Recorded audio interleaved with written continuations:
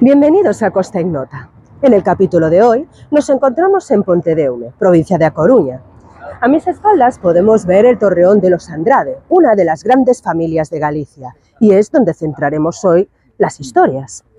Aquí encontraremos leyendas de enamorados, muertos, puentes de endemoniadas y muchas cosas más. ¿Me acompañan a descubrir esta nueva aventura?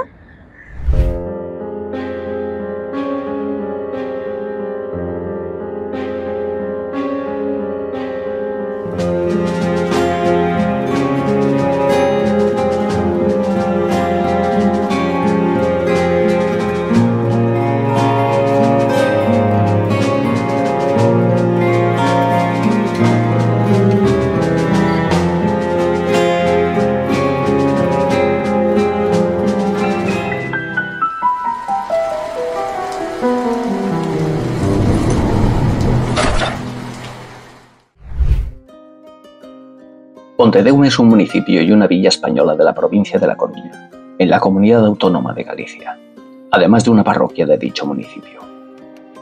El nombre de este lugar hace referencia al puente sobre el río Eume, río que desemboca en el Océano Atlántico por la ría de Ares, y que sirve también como emblema principal de la villa que hoy nos ocupa.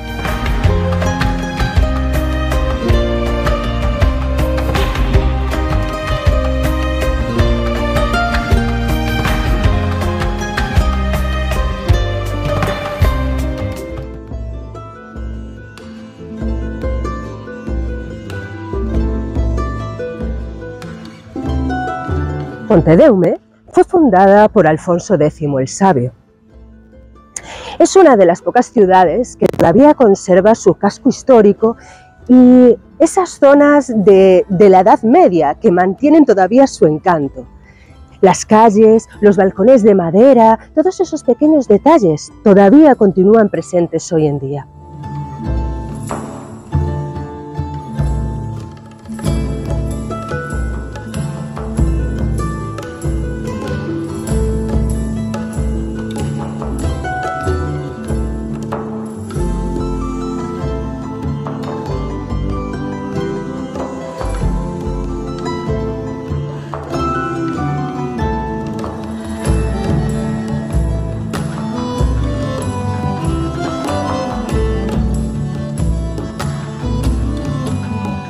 Alfonso X de Castilla, más conocido como Alfonso X el Sabio, fue rey de la corona de Castilla entre 1252 y 1284, en un periodo de tiempo en el que el territorio galaico pertenecía a dicha corona.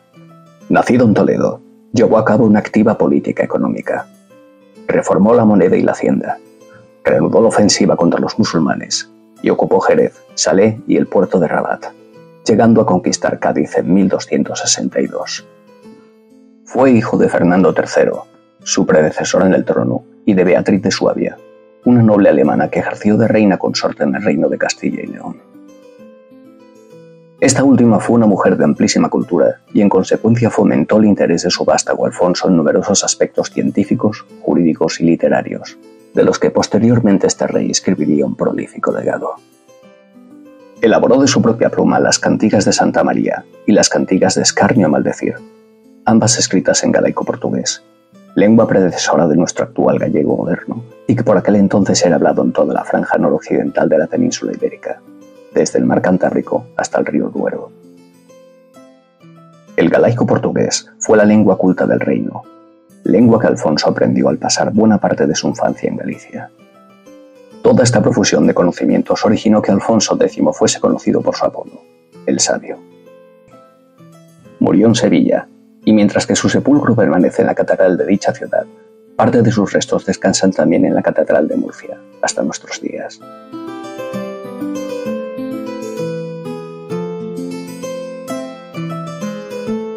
Pues nada, Pontedeume fue fundado en el año 1270 y fue fundado por Alfonso X el Sabio.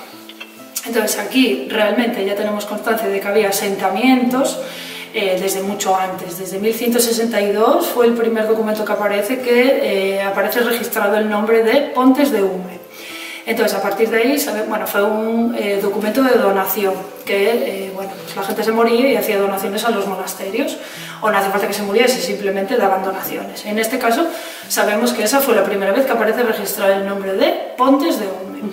Entonces después sabemos que había pequeños asentamientos y que el pueblo, no pueblo como tal, pero bueno, esos pequeños asentamientos hartos de ser robados, ¿cómo se diría?, varipendiados, pues decidieron pedirle protección al rey. Y es ahí cuando Alfonso X funda el pueblo de Ponte de Eume, año 1270.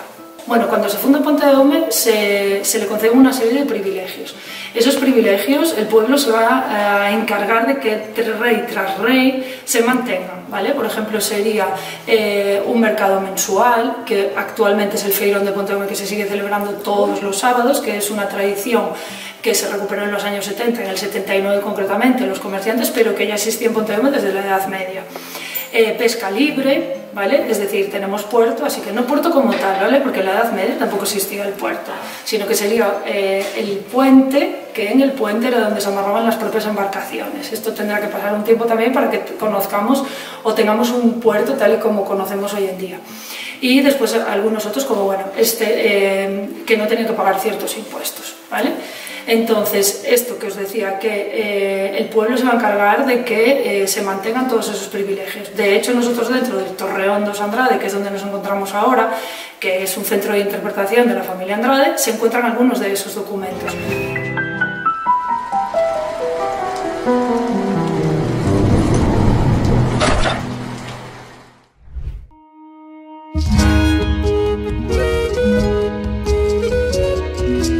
Los Andrade son una de las familias más poderosas de Galicia.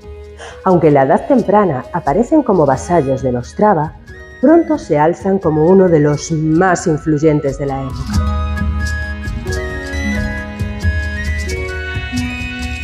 La familia Andrade no es noble de nacimiento, sino que no son de cuna, ¿vale? Sino que fueron nombrados por el rey. Entonces, ellos vienen desde el siglo XII, XIII, ya había antecedentes, por decirlo de alguna manera, de los Andrade, pues los Freire, que van a desembocar en los Andrade. Entonces, ¿qué pasa para que esa familia se convierta en noble? Vale, en este momento, estamos hablando del siglo XIV, había una guerra en Castilla, entre dos hermanos, bueno, hermanastros, Pedro I el Cruel y Enrique de Trastámara, que los dos querían el poder y los dos querían ser reyes. Entonces, Fernán, que futuro se llamará Obó, es decir, el bueno, entra en escena. Entonces, ¿qué pasa con esto? Que primero se pone de parte de Pedro I, pero luego se pone de parte de Enrique de Trastámara. Finalmente, Enrique mata a su hermano y, bueno, pues Enrique, por haberle ayudado en la guerra contra su hermano, le recompensa a Fernán convirtiéndolo en el primer señor de Ponte de Eume. Y ahí aparece el señorío de Ponte de Eume, que luego se convertirá, bueno, en lo que es la Casa de Andrade, ¿vale? Y esto sería como aparecerían los Andrade en escena y cómo se convierten en nobles.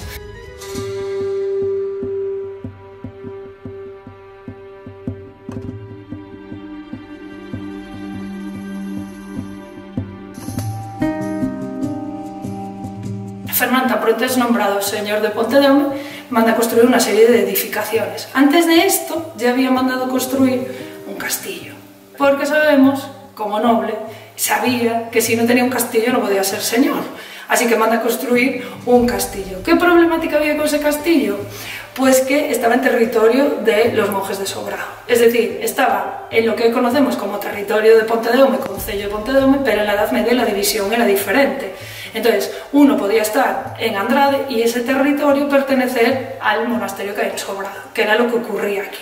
Entonces, Fernán, desoyendo a los monjes de Sobrado, mandó construir su castillo y finalmente lo construyó en el año 1377, pues estamos en el siglo XIV. Entonces, tiene su castillo, después de muchas trifulcas con los monjes. En versión sería, el monje le protesta, el otro dice, yo quiero mi castillo, no, pues tú sí, vale, pues llegan a un acuerdo. Y dicen, si tú me pagas una renta, yo, mira, no puedo más ya contigo, quédate con tu castillo. Y ahí se quedó su castillo y ahí sigue el castillo.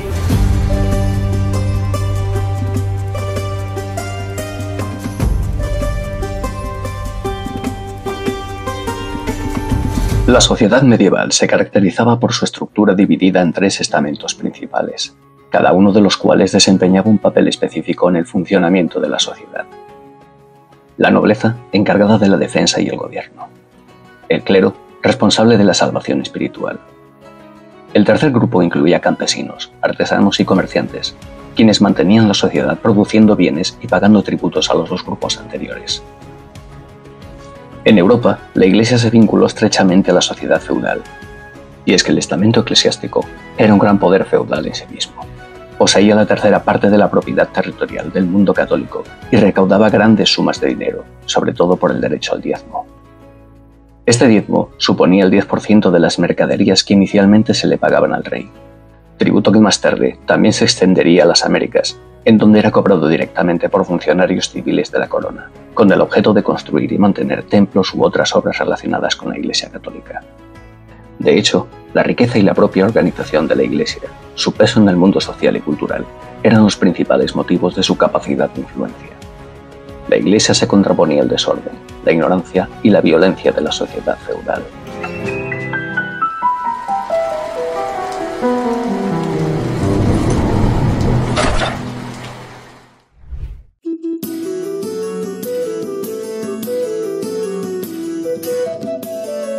El puente que une Cabana con Pontedeume fue construido por Fernán Pérez de Andrade sobre un puente mucho más antiguo, se cree que de la época del Imperio Romano. Pero hay una leyenda bastante interesante sobre la construcción de él y que tiene que ver con enamorados y el diablo. En esta leyenda intervienen dos enamorados, Minla, la hija de Fernán Pérez de Andrade, y Ledán, un pastor de Cabana. Ambos estaban enamorados, pero él tenía que cruzar a nado cada vez que quería verla a ella. Una noche, una tormenta horrible, él murió ahogado. Minla, horrorizada, lo único que pudo hacer fue ver cómo su amor se ahogaba entre las aguas. Desesperada, clamó a quien pudiese escucharla, por lo menos quería recuperar su cadáver. El demonio, que siempre está pendiente de cualquiera con el que poder hacer un pacto, se prestó voluntario. Él le dijo: dame tu alma y yo te construiré un puente para que puedas llegar hasta él y abrazarlo por última vez. Ella le dijo que de acuerdo, haría cualquier cosa con tal de poder tener a su amado. Pero la única condición es que terminase el puente antes de que cantase el gallo. El diablo aceptó. Empezó a construir el puente y ella vio que lo estaba haciendo demasiado rápido, tanto que el gallo estaba a punto de cantar y el diablo ya casi tenía el puente construido. Minla se encomendó al cielo. En ese momento el gallo cantó y el diablo no pudo terminar su encargo. Pero Minla pudo abrazar por fin a su amado en un último gesto de cariño.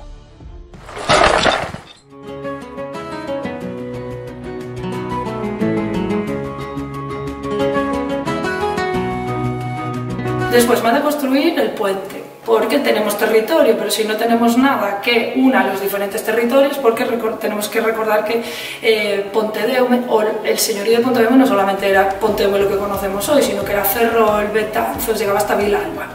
Entonces, él mandó construir el puente de acceso a Pontedeume, que nada tiene que ver con el puente que tenemos hoy. El puente que tenemos hoy es del siglo XIX, de 1888, entonces sabemos que anterior a Fernán ya había algo. De hecho sabemos que en la época de los romanos existía una pasarela, algo de madera, que unía el lado de Cabanas con este lado del puente, que sería con Pontedeume. Entonces cuando llega él lo van a construir en piedra y pues esto se mantuvo hasta el siglo XIX, que bueno, hubo una riada muy fuerte, entonces pues al final lo volvieron a hacer. El puente antiguo se mantuvo así hasta el siglo XVIII con 48 arcos, más o menos, tenía 1 kilómetro de largo, y el original del todo, es decir, el que manda a construir Fernán, tenía 68 arcos, 850 metros de largo, una capilla, un hospital de peregrinos y 2 torres.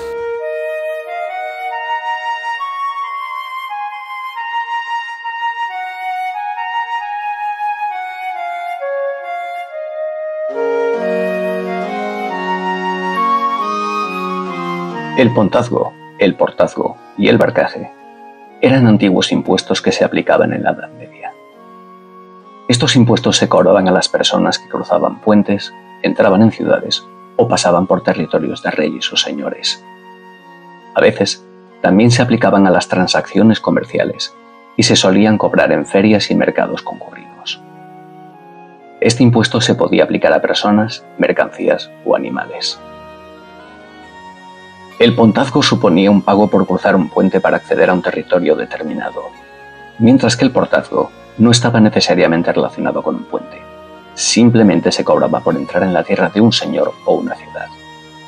El barcaje era un pago por cruzar un río. A veces, estos impuestos se eliminaban mediante privilegios especiales otorgados por los señores o reyes, ya sea para promover la colonización, pagar deudas o beneficiar a grupos como los peregrinos. Hoy en día, los peajes en algunas carreteras, principalmente autopistas, son como una versión moderna de estos antiguos impuestos de tránsito.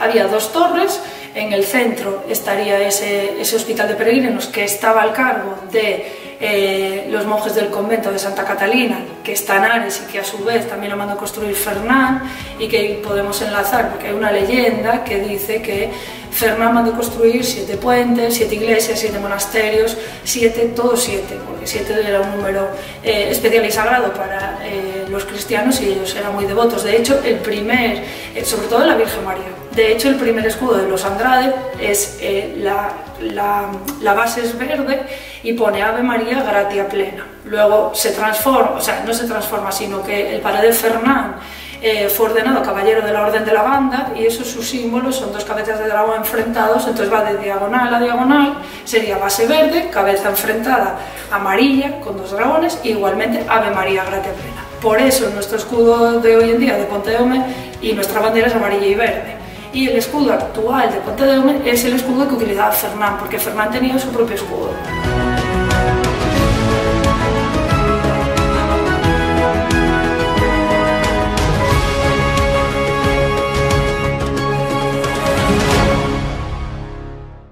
La Cábala es un antiguo sistema de conocimiento que intenta entender lo supremo, a partir de un libro llamado la Torá, o libro judío de enseñanzas y de la ley, que corresponde a los 5 primeros libros de la Biblia cristiana. Está relacionado con lo misterioso y esotérico, ya que busca descifrar las enseñanzas ocultas detrás de las palabras y letras, considerándolas símbolos o números con significados profundos. La palabra Cábala proviene del hebreo y significa recibir, entendiéndolo como la alegría en el simple acto de aprender, y consideran que el conocimiento en sí mismo es una fuente de satisfacción. La Cábala se hizo popular en la península ibérica entre los judíos catalanes en el siglo XII. Uno de sus primeros sabios, Abraham Abulafia, un judío de Aragón, intentó convertir al judaísmo al Papa Nicolás III en Roma, pero no tuvo éxito. Después de este periodo, la Cábala se extendió también por el sur de Francia e Italia, y se hizo popular entre cierta nobleza en la Edad Media.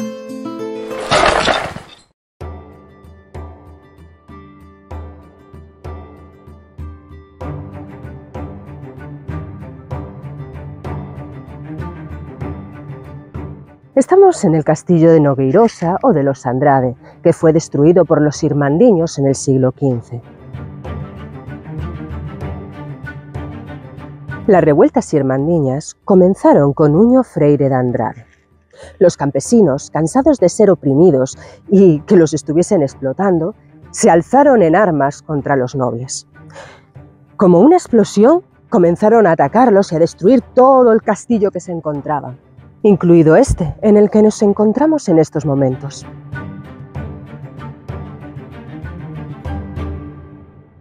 Siempre que hay un bueno, tiene que haber un malo. Y el malo sería Nuno o Mao, le llamaban el malo porque fue el que sometió al pueblo, fue el que lo exprimió al máximo y el pueblo cansado se rebela contra los señores de Andrade. En ese momento, estamos ya en el siglo XV, 1430 y los años 30 del siglo XV, y hay 2 revueltas irmandiñas. La primera revuelta, que pasa un poco desapercibida, en el sentido de que los campesinos les atacan a los nobles, pero no estaban ni lo suficientemente organizados, ni tenían los materiales necesarios, ni nada. Entonces, en esa primera revuelta, el que la lidera es el Roi Xordo. Y tenemos que esperar unos años para que, pero nada, o sea, un periodo muy cortito de tiempo para que ellas se reorganicen, que es cuando aparecen las hermandades, se juntan, por supuesto siempre hombres, y bueno, ya estaban bien organizados, ya podían, tenían la capacidad de enfrentarse, y ahí es cuando se llama la Gran Guerra. Esa Gran Guerra está liderada por Alfonso de Lanzós.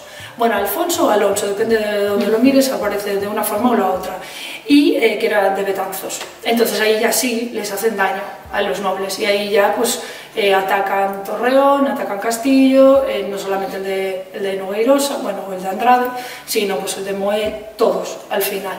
Y ahí sí que hacen daño.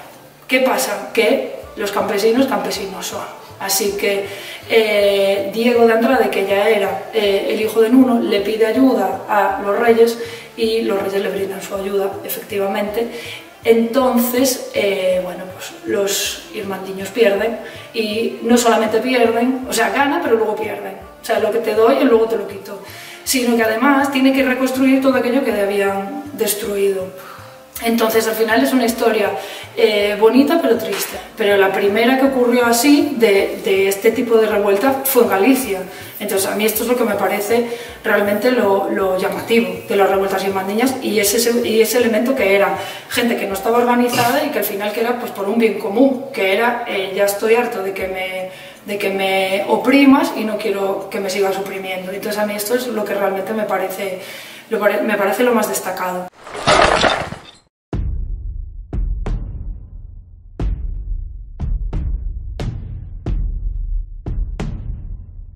La leyenda de Mauro y Elvira. Es la leyenda de dos enamorados que sufrieron una muerte trágica. Aquí, en las mazmorras de este castillo, murieron encerrados y de inanición. Mauro y Elvira eran dos jóvenes que estaban sumamente enamorados. Eran dos sirvientes de este castillo y vivían su historia de amor como cualquier otro. Pero el alcaide de aquí estaba en secreto enamorado de Elvira. La pretendió, quería conquistarla, pero ella no cedió a sus favores. Ella quería a Mauro. No pensaba irse con él, aunque tuviese mejor posición, mejor estatus. No iba a dejar a su enamorado. El alcaide los observaba entre las murallas, veía sus caricias, su amor, y él se sentía celoso. Tanto que llegó un momento en que los celos lo pudieron, los atrapó y los encerró en las mazmorras. A su cuidado dejó a un sirviente sordomudo, al cual le pedía que simplemente les diese pan y agua.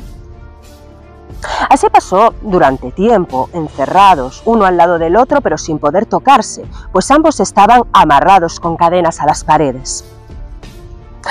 El señor de este castillo, extrañado de que ambos sirvientes desapareciesen, se pensaba que se habían fugado juntos. Pero le extrañaba. Eran dos sirvientes fieles, llevaban muchos años con la familia. Ninguno de los dos, ni Elvira ni Mauro, habían tenido queja de sus señores.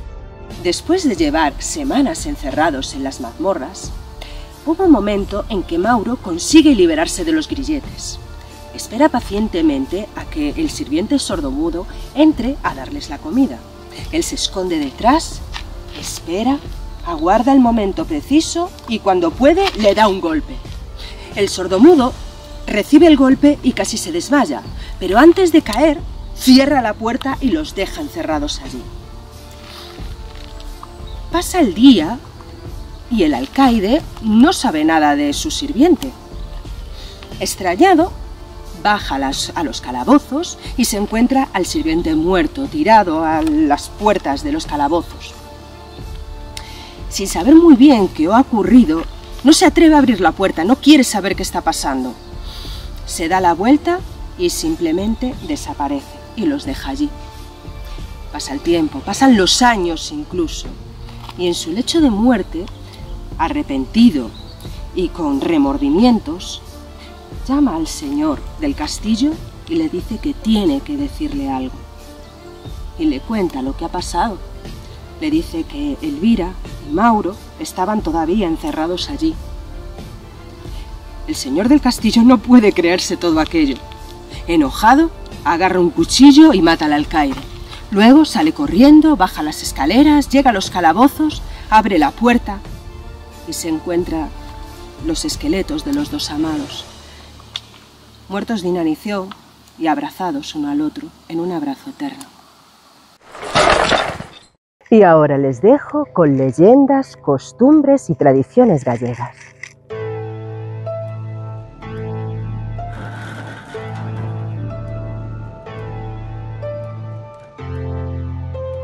Adentrémonos en el túnel del tiempo. Retrocedamos al año 1899 y pongámonos en los zapatos de aquellos que vivieron una auténtica pesadilla en una remota aldea coruñesa de San Fin de Anllóns, en el concello de Ponteceso. En este tranquilo rincón del mundo se alzaba una modesta casa de piedra, hogar de la anciana Juliana Rodríguez y su nieta María Condins. Su vida transcurría en la más absoluta sencillez, lejos de lujos y comodidades, enfocada en las tareas diarias de una rutina rural. Pero la paz de sus vidas fue abruptamente interrumpida en un sombrío invierno de 1899. Extraños y aterradores sucesos comenzaron a asolar la casa de forma abrupta. Sin saber cómo ni por qué, los muebles comenzaron a moverse solos, arrastrándose a través del humilde suelo de tierra prensada. Las pocas gallinas con las que contaban ponían huevos vacíos o podridos y piedras caían del techo sin poder descubrir su procedencia. Lo más desconcertante era que, a pesar de los fenómenos espantosos, no había nadie más en la casa. Ambas, abuela y nieta, se encontraban en la más absoluta soledad. Tan insoportable se volvió aquella situación que Juliana comenzó a pensar que las mismas puertas del infierno se estaban entreabriendo en aquel rincón de Galicia. Juliana, que era una mujer valiente y decidida, en un principio trató de ignorar los fenómenos inexplicables. En Galicia, tierra de tradiciones ancestrales y misterios, sabía que lo sobrenatural podía acechar en cualquier esquina. Pero con el paso de los días, los eventos se intensificaron y lo que en un principio parecía un misterio se convirtió en una auténtica pesadilla. Aquella oscuridad no solo acosaba a Juliana, sino que también comenzó a ensañarse con su nieta María, sacudiéndola y maltratándola en medio de la noche. El miedo y la angustia se adueñaron de ellas hasta tal punto que les resultó imposible conciliar el sueño. Los días pasaban y estos horribles fenómenos iban de mal en peor. Desesperada, Juliana decidió buscar ayuda en la iglesia local y se dirigió al párroco de San Fin de Anllóns, don Juan Antonio Combarro. Sin querer entrar en detalles de lo que estaba viviendo en su casa, le solicitó una misa en memoria de su difunto esposo, esperando que eso pudiese calmar los fenómenos inexplicables que asolaban su hogar. Pero el párroco, ajeno a la verdadera magnitud del horror que se cernía sobre aquella casa, dudó en aceptar su petición. No comprendía el motivo de tal urgencia, y menos aún los motivos que habían llevado a que el semblante de Juliana se viese tan demacrado y envejecido en el poco tiempo transcurrido desde la última vez que se vieran. Finalmente, y en un acto de desesperación, Juliana compartió con el párroco todos los detalles de los eventos sobrenaturales que estaban ocurriendo en su hogar. Temía ser tildada de loca o señalada como portadora del mal en su comunidad, pero si quería librarse de esa presencia maligna, no le quedaba más opción que pedir ayuda y someterse a lo que hiciese falta, por el bien ya no solo de ella, sino del de su nieta María. No quería que la niña acabase trastornada por esos sucesos, o peor, muerta en alguna de aquellas violentas agresiones. El párroco, tras escuchar las declaraciones de la anciana, no pudo más que asentir y mantenerse en silencio durante varios minutos.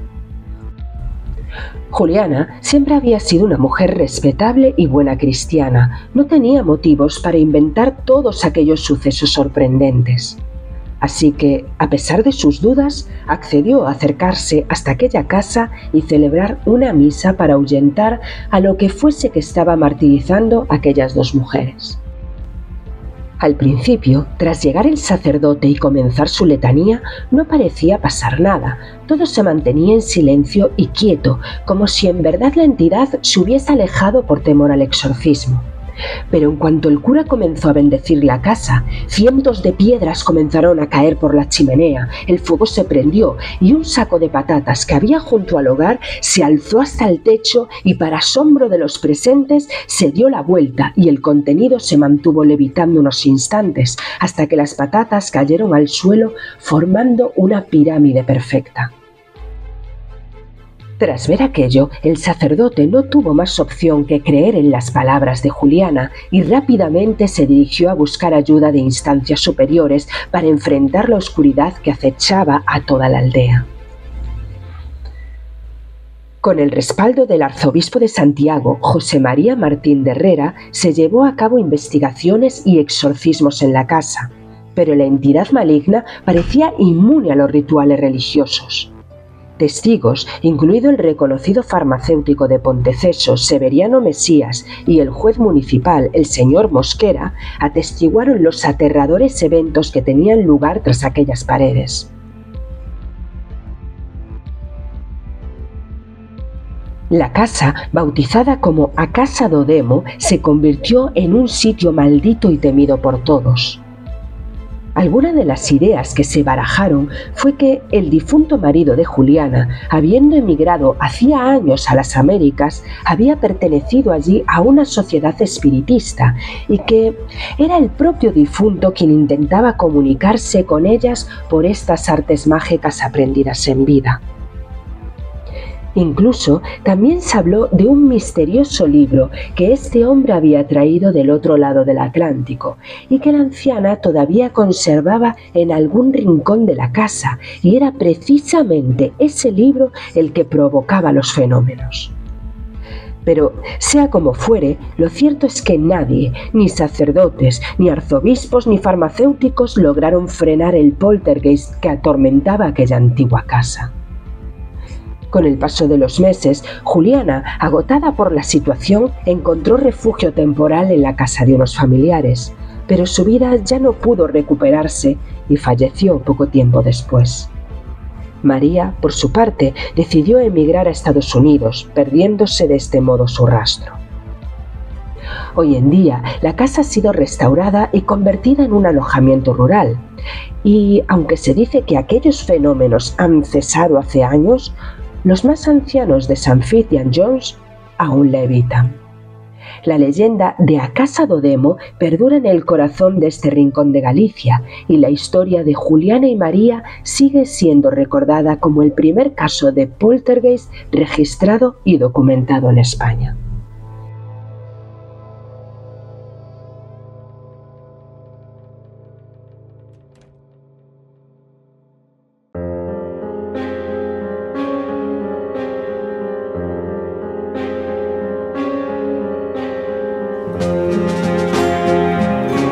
Y aquí en el Castillo de los Andrade nos despedimos hasta la próxima semana.